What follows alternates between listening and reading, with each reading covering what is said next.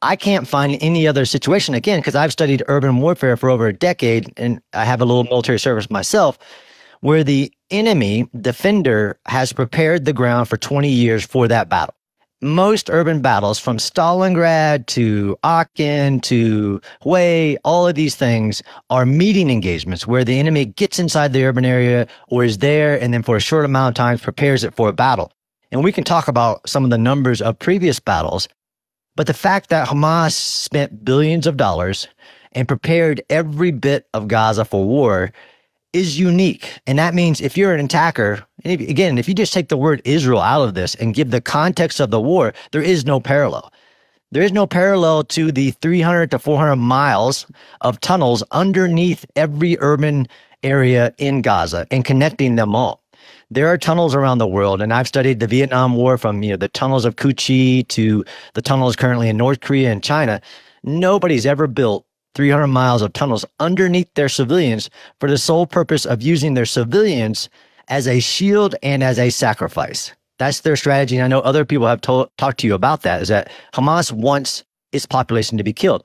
That's also unique. The Nazis didn't do that. The Japanese didn't do that. Even ISIS didn't say, look, my strategy is to get my people killed and then hope that the international world community stops Israel short of victory. What would happen if this happened to the United States? I could talk Britain as well.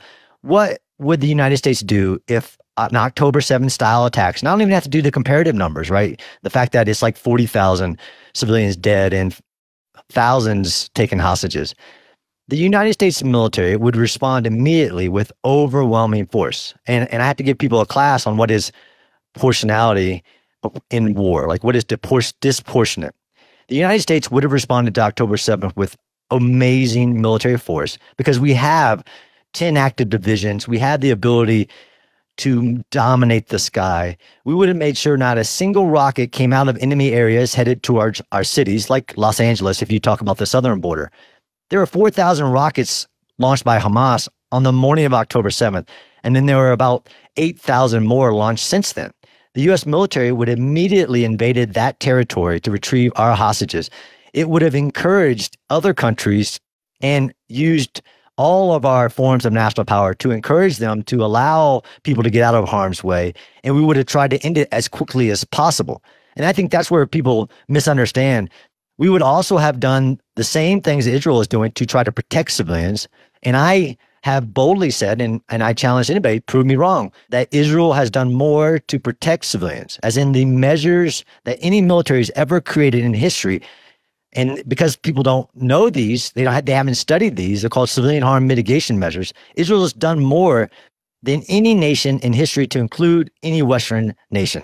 What they have done to protect civilians, we would have done some of those, but we would have immediately responded with overwhelming.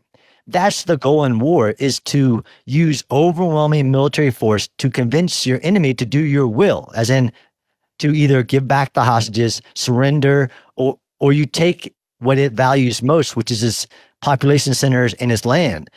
That's war. That's why the framework of this is all wrong.